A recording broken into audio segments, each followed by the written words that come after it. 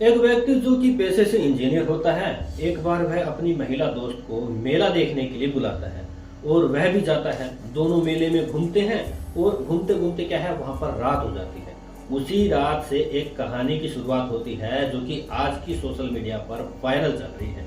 आखिर उस रात हुआ क्या था, पूरी कहानी बताऊंगा, बस लास्ट तक बने रहिएगा। जी हाँ साथियों, नमस्कार दोस्तों, मेरा नाम है सतीश दहिया और आपको मैं यहाँ पर रियल स्टोरी बताता ही रहता हूँ। इस वीडियो को लाइक करना, चैनल को सब्सक्राइब करना, रोजाना आपको यहाँ पर नई स्टोरीज, नई वीडियोस देखने को मिलती है, तो चैनल को सब्सक्राइब करके बेल आइकन जरूर दबा लीजिएगा।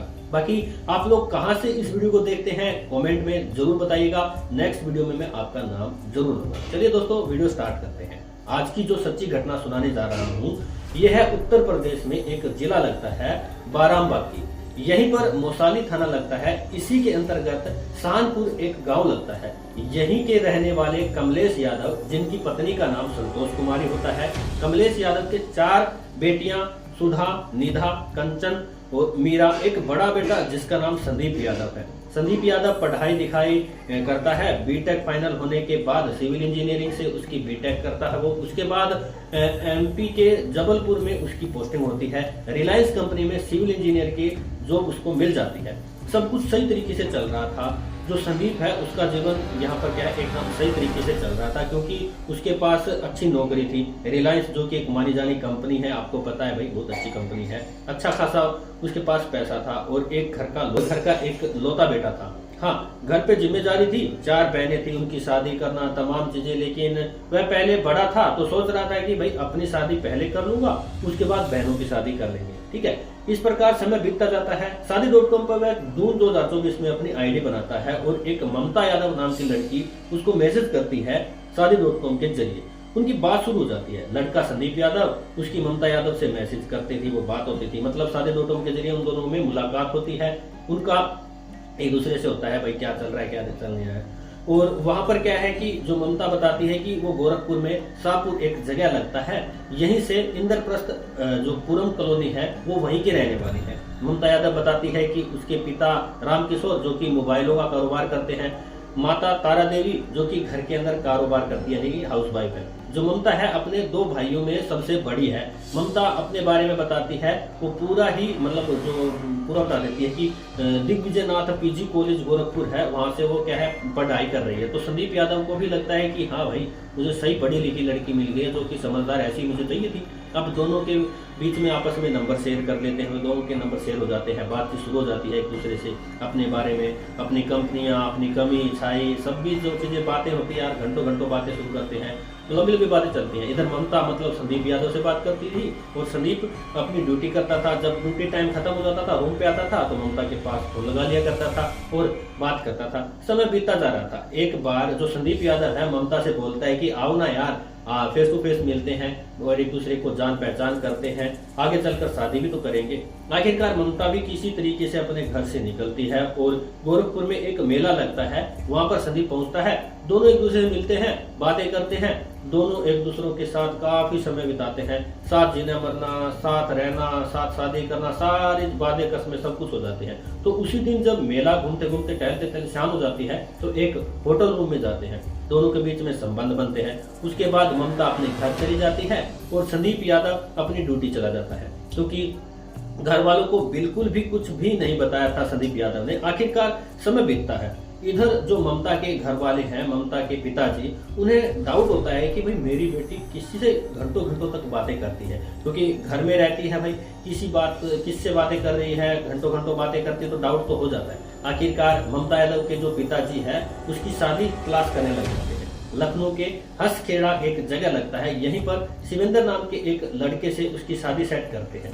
ममता का जो भी है बीटेक फाइनल था, वो अपना काम धंधा की तलाश कर रहा था। ममता की शादी सेट हो जाती है। ममता संदीप से बताती है कि हमारी शादी हमारे घर वालों ने कहीं और सेट कर दी है। संदीप कोशिश करता है, ममता भी अपने घर वालों से बात करने के लिए कोशिश करती है, लेकिन ममता के घर वाले बिल्कुल नहीं मानते। बोलते हैं कि जहां मैं चाहूंगी वहां आपकी शादी होगी। ममता बेबस होकर यहाँ पर बैठ जाती है। आखिरकार वही 16 अप्रैल 2025 को ममता और शिवेंद्र की शादी हो जाती है।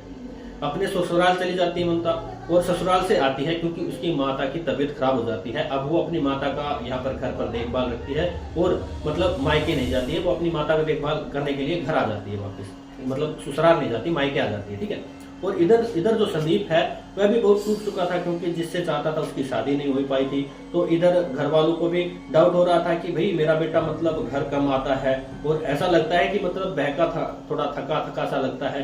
पहले रोज शाम को घर पे फोन किया करता था, अब वो भी नहीं करता है। तो संदीप के घर वालों को भी लगता है कि भाई ऐसा करें कि संदीप की भी शादी कर देते हैं। तो 4 मई 2025 को दोकलपुर है उसमें उसकी शादी हो जाती है। संदीप की भी मतलब संदीप की भी दूसरी लड़की से शादी हो जाती है, और वहाँ ममता की भी दूसरे लड़के से शादी हो जाती है।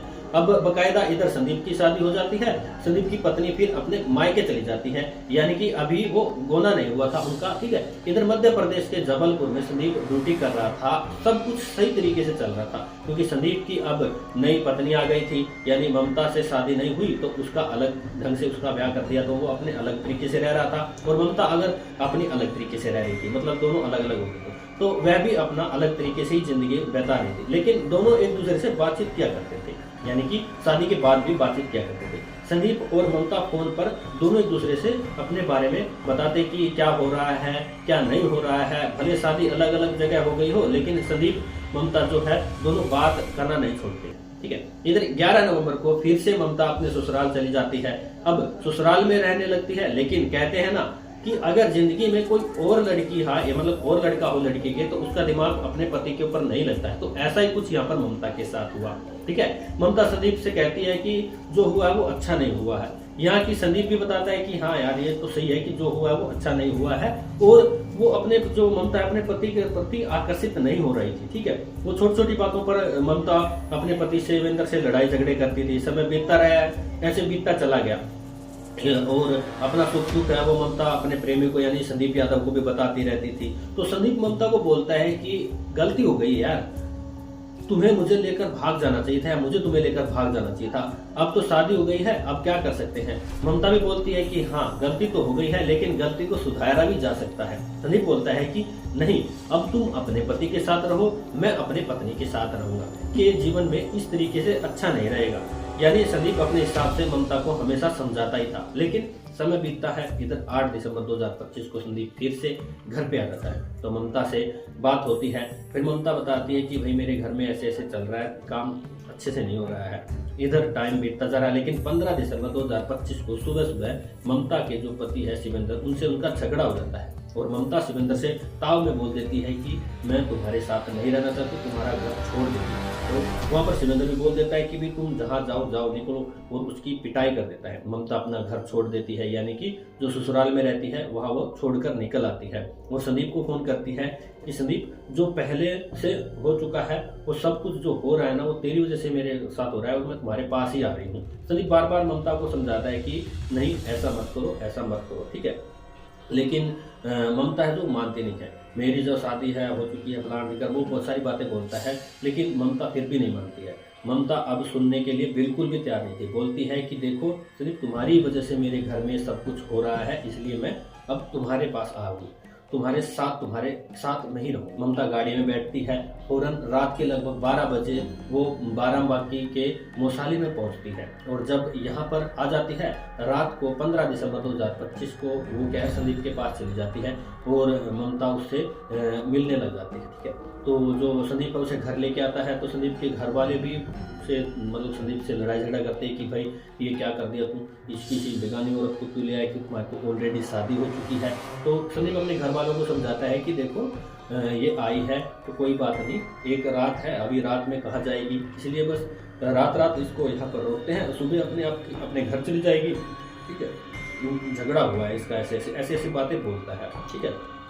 तो वो अपने घर वालों को समझा देता है। संदीप के घर वाले भी मान जाते हैं कि चलो कोई बात नहीं, रह लेगी रात भर और सुबह अपने चली जाएगी। आखिरकार ममता अब घर के अंदर आती है, यानी अपना ससुराल छोड़कर अब वो संदीप के घर में आ जाती है। रात के 12 बजे संदीप खाना वाना करके स्वास्थ्य वगैरह करके जो भी है वो ममता खाती पीती है। उसके बाद संदीप और ममता एक बेडरूम में जाते हैं, दोनों काफी देर बातचीत करते हैं, अपना प्यार इजहार करते हैं, जो भी है सब कुछ कर लेते हैं, ठीक है। इधर सुबह हो जाती है, यानी 16 दिसंबर आ जाता है। जो संदीप है सुबह के 6 बजे ही उठ जाता है, किसी तरीके से और उठने के बाद अपना घूमने टहलने चला जाता है। लेकिन घूम टहल कर जब वो घर आता है तो देखता है कि बाहर आग जल रही है, मतलब जो ठंडी में आजकल तापते हैं ना आग, वो उस प्रकार वहाँ पर उनके घर के सामने आग जल रही थी और उसकी माँ वहाँ पर तप रही थी। तो उसकी माँ को बोलता है संदीप को उसकी ममता कहाँ पे है, तो उसकी माँ कुछ बोलती ही नहीं। संदीप को कुछ अजीब तरीके से लगता है। संदीप घर के अंदर जाता है और देखता है कि ममता दिख ही नहीं रही थी, जहाँ पर लेटी थी वहां पर तो वो थी नहीं। तो काफी देर तलाश करने के बाद कि घर के अंदर तो ताला बंद है जबकि पहले ताला नहीं बंद था। अब संदीप को डाउट होता है, फौरन एक पत्थर लाता है और उसे ताले को तोड़ने लगता है। ताला तोड़ते ही अंदर जाता है और अंदर का जो नजारा देखता है, ममता है उसके पूरे शरीर में मतलब एक प्रकार से मतलब खून निकल रहा है और ममता लेटी है, यानी कि इस दुनिया को छोड़कर जा चुकी है। अब संदीप सोचता है कि ये सब कुछ कैसे हुआ, क्या हुआ। वो सोच में चला जाता है और बाहर जाकर अपनी मम्मी से पूछता है कि भाई ये सब कैसे हुआ। जैसे ही बाहर आता है कि कोई है ही नहीं, उसके घर का कोई सदस्य नहीं है, ना मम्मी है ना पापा है ना 4 बहनें हैं, सब गायब है। अब संदीप को तुरंत डाउट होता है कि कुछ गड़बड़ तो है, ज्यादा गड़बड़ है और तुरंत वो 112 नंबर पर फोन करता है, इधर पूरी बात बताता है और थाना प्रभारी अमित प्रताप सिंह होते हैं, वो अपनी पूरी टीम के साथ वहां पर आ जाते हैं। और जैसे ही आते हैं और बोलते हैं कि क्या हुआ, तो संदीप पूरी बात बताता है कि मतलब मेरी प्रेमिका थी, मतलब आई थी रात को और कोई डाउट था तो पिता है, माँ और मेरी 4 बहनें सभी मिलकर मेरी प्रेमिका थी, इसको दुनिया से हटा दिया है। एसपी अर्पित विजय वर्गीय होते हैं, अपने टीम के साथ आते हैं, फोरेंसिक टीम आती है, जांच पड़ताल होता है। इधर ममता का पोस्टमार्टम के लिए भेज दिया जाता है। ममता के मायके वाले आ जाते हैं, ससुराल वाले भी आ जाते हैं। ममता की जो बॉडी है पोस्टमार्टम के बाद जो भी होता है उसका अंतिम संस्कार कर देते हैं। इधर संदीप यादव बार बार यही बोल रहा है कि मेरे माता पिता ने ही ऐसा किया है। अब ये लोग फरार भी थे तो पुलिस को डाउट भी था। पुलिस अब जांच पड़ताल कर रही थी। इधर संदीप के पिताजी को पुलिस गिरफ्तार करती है तो वह बताता है कि देखो मेरा जो बेटा संदीप है पहले सही था, जो मैं बोलता था वही करता था, लेकिन ये ममता के चक्कर में पड़ गया और जो भी पैसा कमाता हम लोगों को नहीं देता, उधर ही उड़ा देता, उधर ही टाइम देता है। हमारा एक लौता बेटा है जो हमारे से छिन गया एक किस्म का, वो भी इसके चक्कर में। और हमारी 4 बेटियां हैं जिनकी शादियां भी करनी है। आखिरकार मेरा बेटा जब साथ नहीं दे रहा है तो मुझे लगा कि ममता की वजह से ही ये सब कुछ हो रहा है। अब बताओ, हद तो तब हो गई जब ममता को अपने घर में ले आया, जबकि संदीप की कहीं और शादी हो चुकी है ऑलरेडी, उसकी पत्नी है। तो संदीप के पिता बताते हैं कि हम लोगों ने वादा कर लिया कि ऐसा करते हैं कि ममता को इस दुनिया से हटा देते हैं, तो हम लोगों ने हटा दिया। मतलब संदीप के माता पिता मिलकर के और जो बहनें थी सब ने मिलकर के उसका काम कर दिया। आखिरकार इस समय संदीप के माता पिता और 4 बहन सभी पुलिस हिरासत में ही ले लिए गए। पुलिस अभी जांच पड़ताल कर रही है। जो भी दोषी पाए जाएंगे मुख्यतः रूप से उन्हें कड़ी से कड़ी सजा मिलेगी। बाकी आप लोग अपनी राय कमेंट बॉक्स में जरूर रखिएगा। पूरी कहानी सुनने का उद्देश्य किसी को परेशान करना नहीं है, दुख पहुंचाना नहीं है, बल्कि आप सभी को जागरूक करना है। जहां भी रहे अपना और अपनों का ख्याल रखें, सुरक्षित रहे। ममता को भी ध्यान देना चाहिए था, उसकी शादी हो गई थी, अपने पति के साथ ही रहती, चाहे दुख सहती, लेकिन वो इस दुनिया में जिंदी रहती अगर वो ऐसा कदम ना उठाती। तो भाई अपने लाइफ के साथ कोई कॉम्प्रोमाइज ना करें और अच्छे तरीके से अपना ध्यान रखें, ठीक है। तो इन सब चीजों को आपका मतलब क्या तात्पर्य है कमेंट सेक्शन में अपनी राय जरूर। जल्दी मिलते हैं नेक्स्ट किसी रियल स्टोरी के साथ।